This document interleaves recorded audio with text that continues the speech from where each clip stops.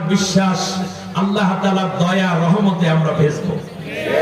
আল্লাহ যদি চান বৃষ্টি কমিয়ে দিবেন, কিন্তু বৃষ্টিতে ভিজে গেলে আল্লাহর রহমত নিয়ে বাড়িতে ফেরবো।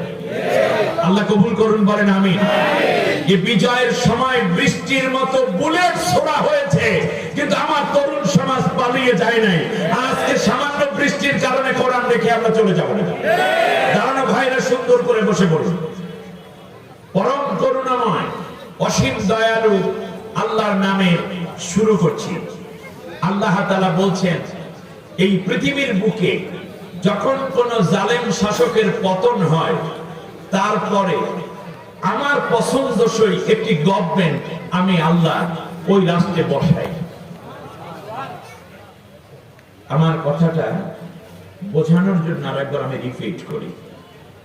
আল্লাহ তাআলা বলছেন, কোন স্বৈর শাসকের পতনের পর আমি একটি রাষ্ট্রে আমি আল্লাহ আমার পছন্দের গভর্নমেন্ট বসাই। সেই গভর্নমেন্ট কেমন? আল্লাহ বলছেন, অনুরিদু আন্নামুন্না আলাল্লাযীনা ইসতুদঈফু ফিল আরদি ওয়া নাজআলাহুম আইম্মাতান ওয়া নাজআলাহুমুল ওয়ারিসিন ونمكن لهم في الأرض ونري فرعون وهامان وجنودهما منهم ما كانوا يحذرون الله أكبر। আল্লাহ তাআলা বলছেন অনুরিদু, এখানে উলামায়ে কেরাম আছেন, অনেক উলামা রয়েছেন আলহামদুলিল্লাহ, প্রিয় ভাইরা রয়েছেন, প্রিয় বাউফলবাসী, বাংলাদেশের সবচেয়ে শিক্ষিত জনপদ।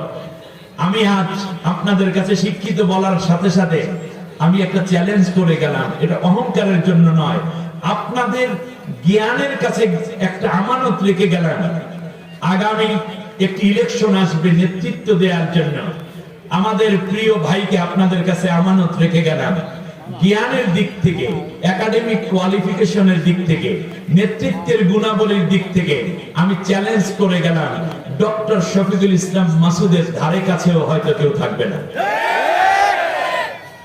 আমি বিশ্বাস করি জ্ঞানী মানুষগুলো জ্ঞানকে মূল্যায়ন করবে, জ্ঞানী মানুষগুলো শিক্ষিত মানুষকে মূল্যায়ন করবে, সৎ মানুষগুলো সৎ নেতৃত্বকে মূল্যায়ন করবে, আল্লাহ ভীরু মানুষগুলো আল্লাহ ভীরু